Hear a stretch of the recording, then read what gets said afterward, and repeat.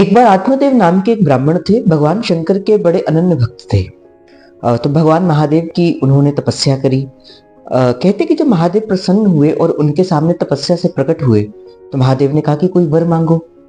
आत्मदेव ने कहा नहीं प्रभु, मैं तो केवल आपके दर्शन करने के लिए मैंने आपकी तपस्या की थी, मुझे आपसे कुछ नहीं चाहिए। पर महादेव ने कहा कि नहीं, अगर देवता अगर किसी की तपस्या पर प्रसन्न होकर आता है, उसे कुछ ना कुछ अवश्य देना पड़ता है, आपको कुछ मांगना पड़ेगा। तो आत्मदेव जी ने कहा कि देखो प्रभु, अगर आप कुछ देने में बाध्य हैं तो जो आपको सबसे प्रिय वस्तु है आप वही वस्तु मुझे दे दीजिए।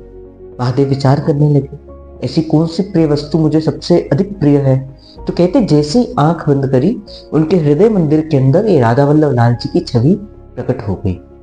और जैसे ही महादेव ने तथास्तु कहा, वो छवि जो उनके हृदय के अंदर थी वही विग्रह के रूप के अंदर वो आत्मदेव नाम के पंडित के जो ब्राह्मण के सामने प्रकट हो गई। और वही छवि आज जो है वो वृंदावन के अंदर राधा वल्लभ लाल जी के रूप के अंदर हमें दर्शन दे रही। बोलिए राधा वल्लभ लाल की जय।